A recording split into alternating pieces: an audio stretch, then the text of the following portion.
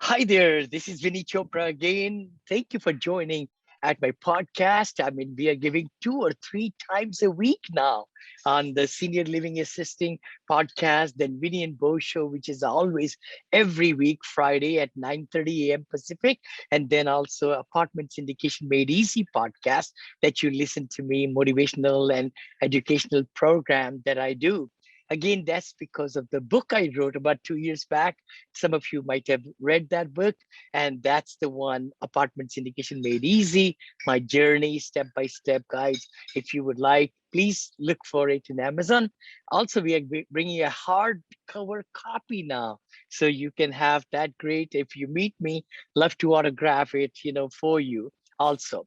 And then, of course, it's on iTunes and everything. I mean, on the Audible, and all that. But thank you. I've got a great speaker, husband wife team today.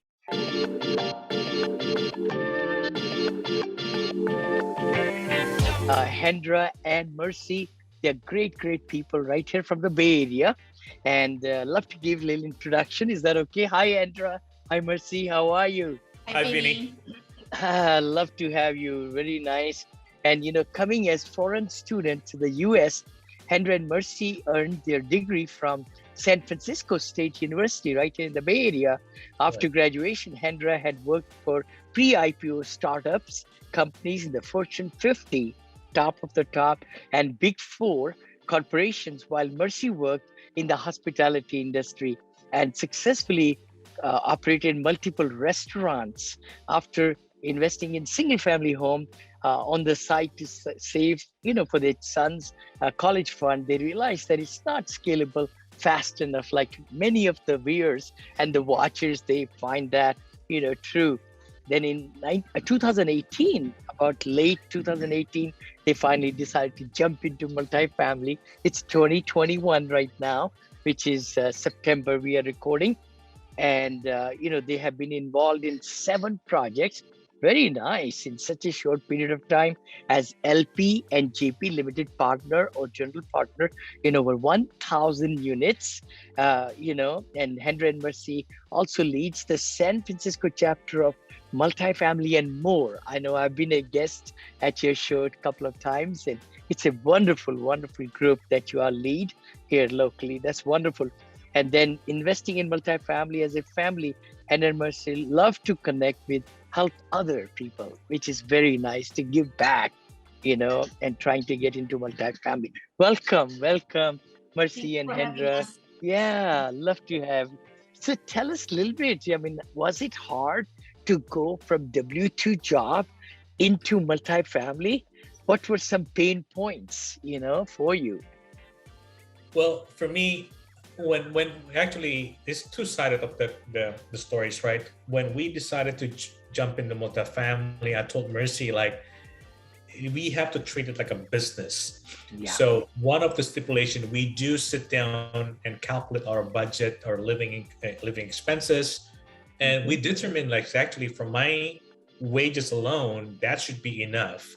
Yeah. And that way, then allow her to pursue this on a full-time basis. Yeah. So if you, based on your questions, it's basically for her, it's pretty seamless because she's doing it, right? So another W-2 job. For me, it's becoming like a 2 full-time job.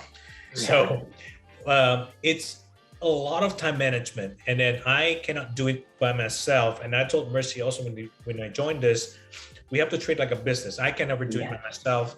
We have to work like a team, because otherwise it's going to be 2 full-time job. You build him a lot of connection with investor, with the broker, and you got to go in between your meetings, your deadline and the work.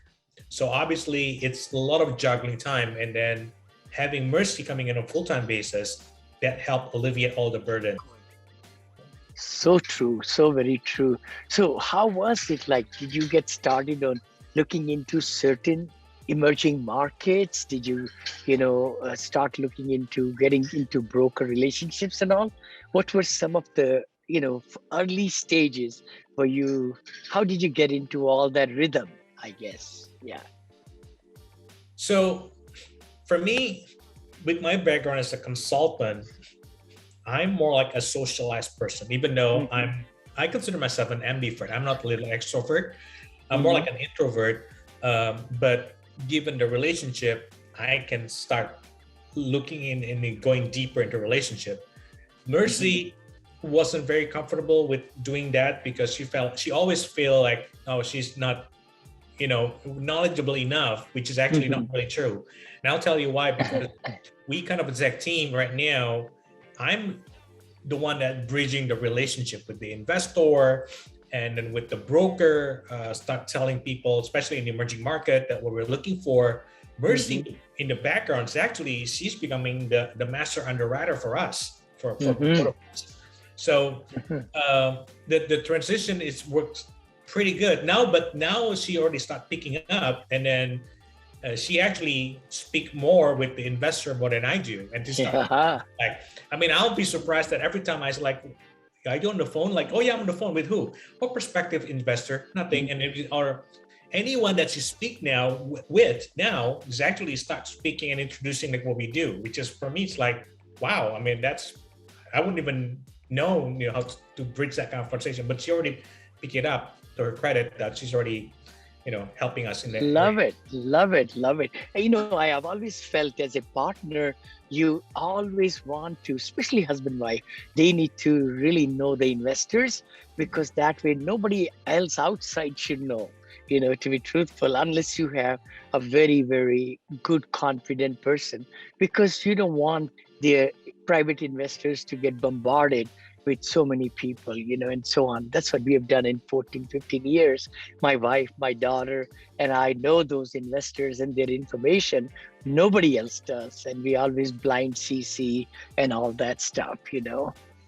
Let me ask you a question then. CRM, what kind of apps are you using then? You're getting things from website, you're getting leads from like writing blogs, sending newsletters. What is working, or webinars? Are you doing webinars? Yeah.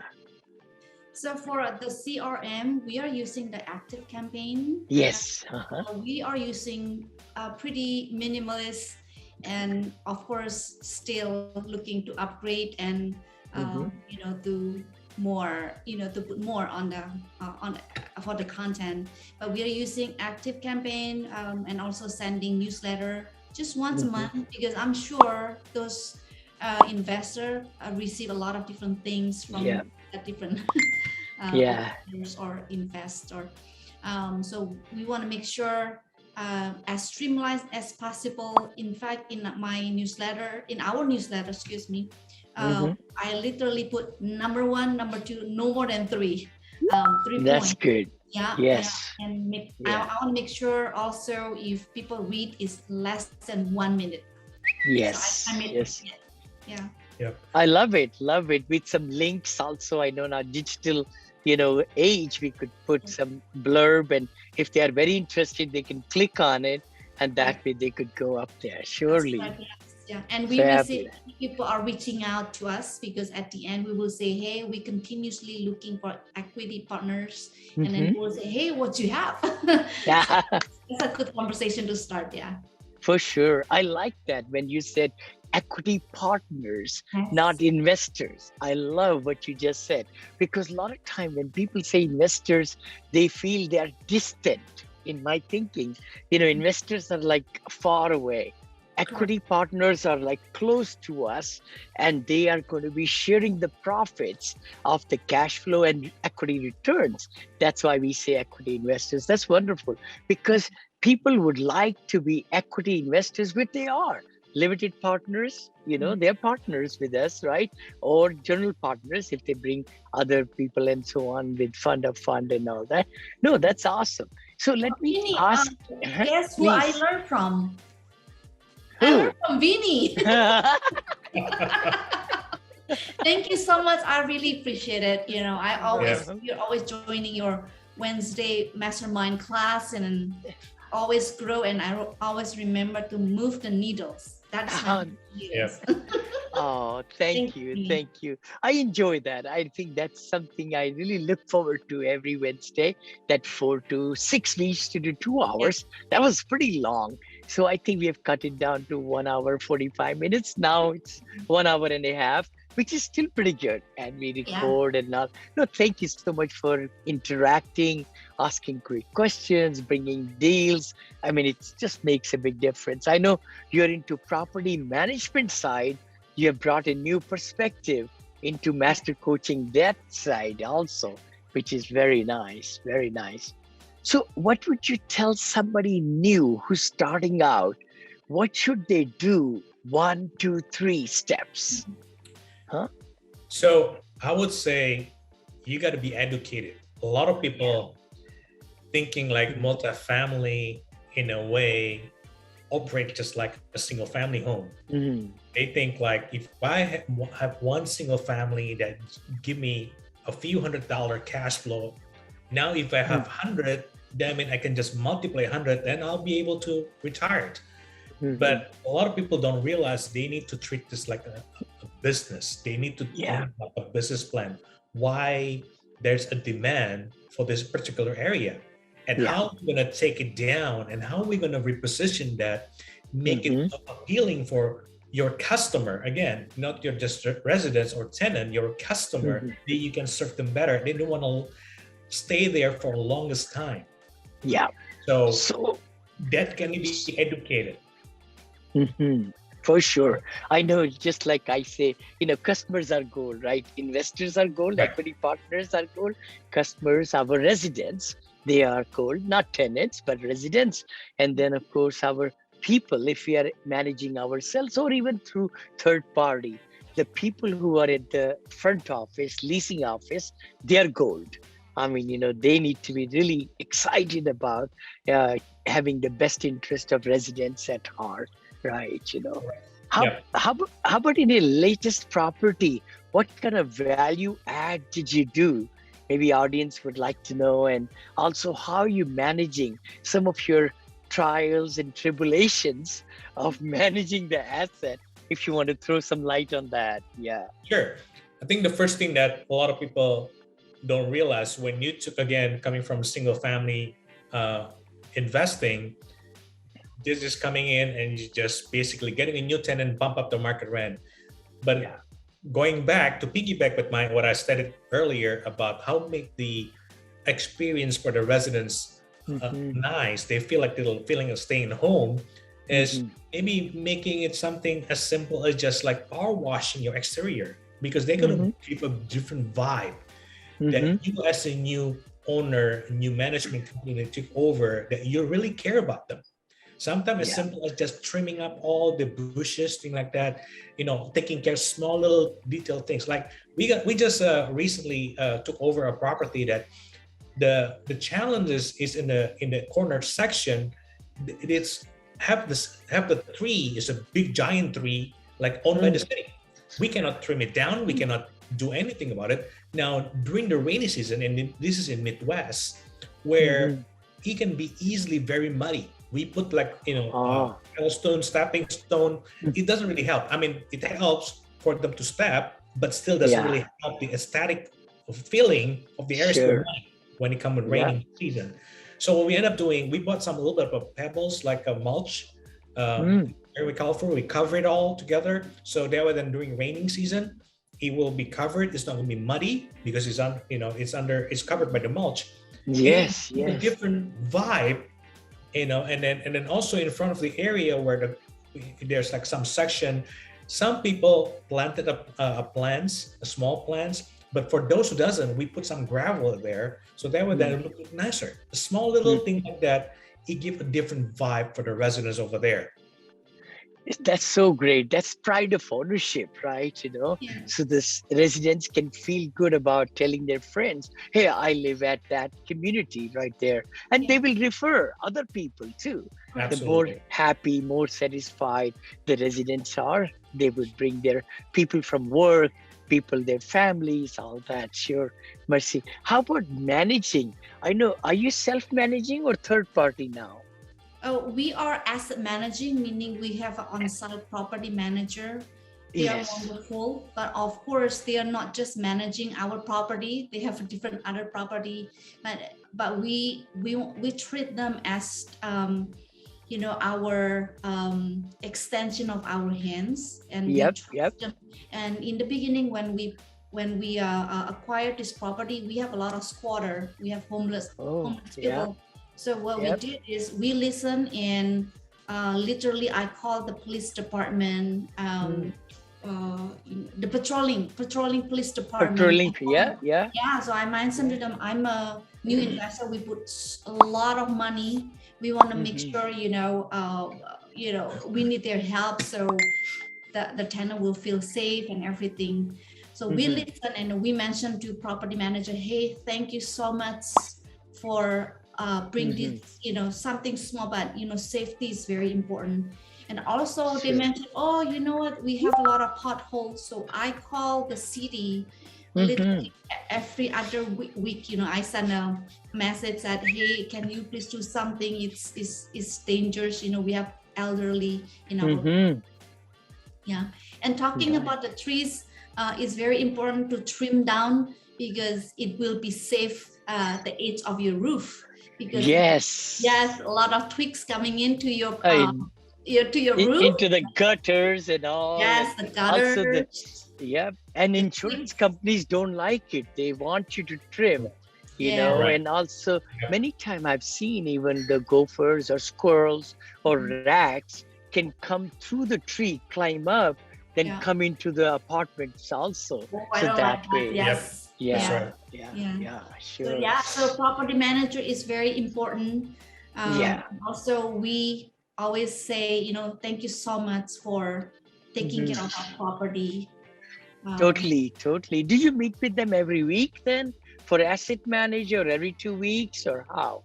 So for asset managing is between the owners, operator, the owners, we do it. We meet every week, but with the property manager in the beginning, we do it every week, but now bi-weekly. Bi-week. Okay, wonderful. How about investor relations? Can you throw some light on what kind of communication you have with investors, and do you use a portal to put the information up and everything? Yeah. Correct. Yeah, it's typically the investor registers to our portal, and then from the communication, we do have a monthly newsletter, but in addition on that, on a quarterly basis, we do hold a webinar. That's where we have open up a Q&A. So they're not only just seeing it, but they also can interact. We have a conversation with them. Like sometimes we open it up, and then they can ask us the question, what do you think about this business plan, where we are? If there any idea they want to push in, they can also open it up to all the GP there. I think we take that the term equity partner is not just for a lip service. We want to be seen and interact with us. At the end of the day, we are where we are because of their participation. Sure. Right. Sure. So, and we can be successful and grow together for that reason. So true. So very true. So do you do like a PowerPoint presentation, kind of design it for that meeting and agenda and everything? And then do you record it and give it to the investors who did not or could not come? Yes. To the meeting? Yep. So PowerPoint is just becoming an easier reference for them. And especially with the picture, we got a great partnership in our project property management that always constantly providing us with the picture, not only the things that are broken, but up they fix it. So that way we can use it to present to our partners, like this is where we are right now, and this is what we're gonna do next. And then that's so nice. Record it too. Yeah, Totally. I really believe, I think in last 14, 15 years, maybe I've had 10 of our investors who have gone to the property, to Texas. If they went for a trip, they went to Atlanta or Texas, but out of 400 investors, only 10. So it's good to bring the property pictures and what's happening in the PowerPoint. So you bring the property to them, they feel good, they sleep good at night then, That's so true. And I think the more transparent you are, which you have seen it, that will bring so many more referrals. When people look at it and talk to them at work, people like to at work, they like to say, where are you investing? What are you doing? Here and there, right? So by giving them that special attention, I call it, because we drop everything. If we get an email or a phone call from an investor, literally, I'll change my appointment to make sure that we get the things they need from our accounting department or here or there or through the property. And the other good part is to appreciate them. But that's something I've mentioned it through Thanksgiving. I know people send Christmas gifts, but our company always sends tiered chocolates, or Harry and David and Harry, I think Harry and David, they have beautiful, like 5, 6 boxes of chocolates and all. Our daughter does it. Monica takes care of that. But that's something has been a tremendous tradition. It's $45 to $50 for the whole year. I mean, one time, right? And a lot of investors even take pictures of their kids opening up and then send it back to us, just to say thank you. We really appreciate you sending that. It just brings like a family then, right? It's the family. Yeah. So what other challenges are you facing, and how are you going to scale up in the next 3 to 5 years? What do you say? Where do you see yourself? Yeah. I would say we are facing the same challenge like everybody else right now, given that how hot market is. Yeah. Finding a good deal is tough enough in the past. Very tough. Now it's becoming almost impossible. Yeah. But one thing that we find out that we're able to scale up the last 2 years because of partnership, not just because of the extension of the equity partner, but also working with other people with a different market. Yeah. Just like you are, Vinney, we are in California. We are a capital resource intensive market. Yes. Finding a deal here is almost non-existent. Yeah. However, there are people out there in the different states, different market, that might have a deal that we can help contribute. And that's how we see a partnership works. I think a lot of people don't realize that in multifamily, once you got educated, getting into relationship, speaking with people's networking, that helps a lot for you to scale it up. Totally. That's what we've been doing, looking at the different ways how we can work together and add value for other people. Totally. We are in. For sure. How do you see also with this hot market? I mean, it's so hot. So is it good to even kind of further out away from the MSAs, maybe little tertiary markets even more, where there might be less competition, or trying to find emerging markets are all over USA, right? So how many markets do you look at right now? Is it 1, 2, or 3, or 4 markets? So we are in Dallas. We do have a partner over there that pretty much they're pumping in all the deals flow from them. Our primary market has been in Kansas. Now we start looking in the secondary market in Ohio. That's where we are. So I think those 3 are the area that we're focusing on. Now, whether we're going to be spreading out, I guess that's really it's a delicate balance, because in the area that in the secondary or tertiary market, going outside, not necessarily, it may be cheaper, but as you know that anything outside California is cheaper, but it's not necessarily good and have a good demand. So that's how we have to balance it out with the partners who's acting like a boots on the ground, helping us like, this is part of the pattern of progress that might be in a couple of years ago, or we have to hold off or just focusing in the tertiary markets in the urban area. Totally. I always say that, I think we always need to move the needle, like Mercy said, in the investor plate, like I talk about, every time, you get more investors and more investors, you have more capability of closing on time with larger deals and everything. And then, of course, broker relationships. I know you have to really keep on building, and having partners, boots on the ground helps a lot. It really does. Yeah, for sure.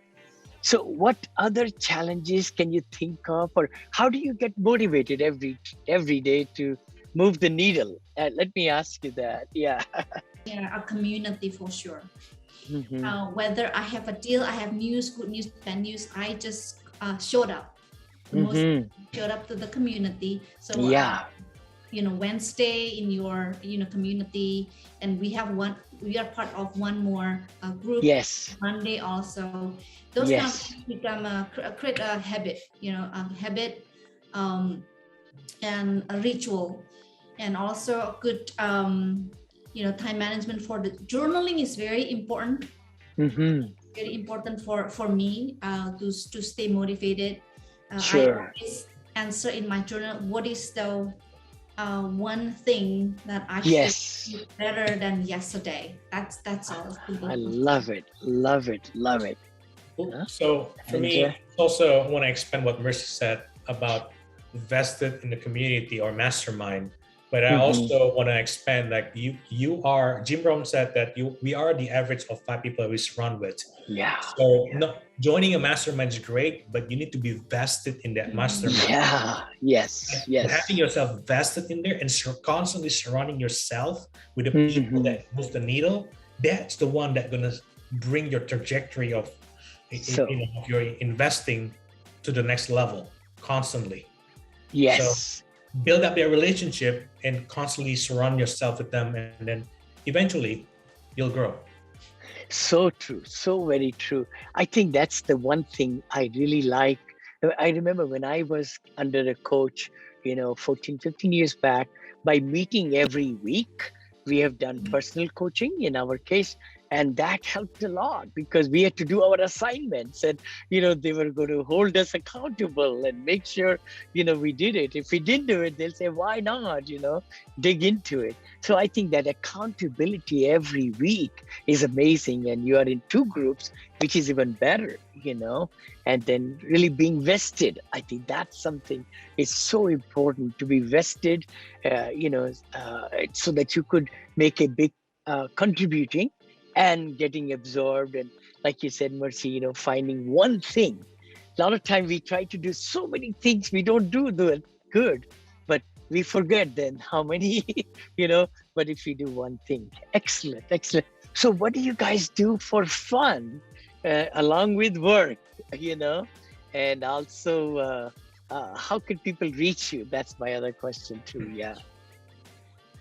So I think for fun, well, given that we like to travel, but given that we are not in the COVID. position to travel, we Yeah. just explore and drive around try different restaurant, different city, and then try to Yep. be creative, within the state or a little bit of state or within the United States. So that's what been doing the last 16, 18 months though.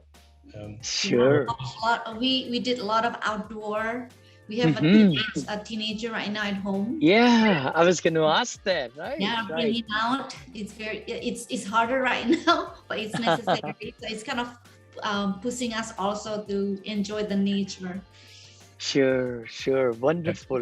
Any books you're reading also lately, or any special things to stimulate your thinking and mind and things like that? Yeah.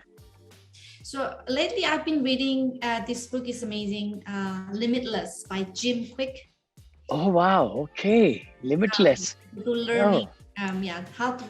how to read faster, how to memorize name. That's very Yeah. Nice. Nice. Nice. Hendra, yourself. Yeah. Well, for me, I've been reading The Lifestyle Investor by Justin Mhm. Donald. Yeah. Because a lot of people, they want to invest whether in stock, in cryptocurrency, real estate, but a lot of people don't realize like you need it need to be adjusted with your lifestyle too, because Yeah. not everybody think like I want to get 1,000 units, great, but for what reason? Does it really fit your lifestyle? And that really helps me to understand like what I'm aiming for, and not just buying more properties or buying an asset, but what is the reason behind it first, and does it really the lifestyle I'm looking for? And that's we help with that kind of mindset and vantage point. It really help shifting our approach a little bit in investing overall. Excellent, excellent. No, so nice. It was really fun to hang out with you all. Any last things you would like to tell a budding investor or somebody who is trying to get into, in your shoes? What would you tell them? What should be one thing they should do? One thing. Yeah, so it's a lifelong journey, though. Investing in multifamily is a lifelong journey. And we are where we are today just because somebody helped us along the way. People like you, Vinney, and a few other mentors. And people are they're actually not really a mentor, but we consider them as a mentor. And we would like to do the same. Yes. So I would like to offer the extension to all the people that are listening to this podcast. Yes. They want to get help. Come reach out to me. I'll give them my phone number. They can text me and set up an appointment with me. Number is 510-270-2920. Again, 510-270-2920. We'll be more than happy to have a conversation. We don't have any coaching or anything like that. We just basically where we are today because we see that people are vested in our life and we want to do the same, and let's grow together. Oh, that's so wonderful. That's so great to really open out and, give that phone number. Thank you. Thank you, Hendra. Thank you, Mercy. It was such a pleasure spending time with you both. And God bless you. I know I'm fortunate to have you in the mastermind. I want to say that. And we have met also for Indian lunch that is due now one more time. We should do that. Yes. For sure. Yes, we'll do it. And if we can be of any help, please definitely let me know, John know, Ethan know. And again, thank you everybody for watching this show, listening to it. If you think some things came out of it that you liked, please share it with other people. Give us a 5-star review on iTunes. As you know, if you do that, then the ranking gets better. And then we are able to bring some great guests like Hendra and Mercy and other people. So thank you again. This is Vinney Chopra signing off. We'll see you next time, next week, possibly. Take care. Thank you, Hendra. Thank you, Mercy. Thank you, Vinney. Thank you, Vinney. Right. Thank you. Thank you.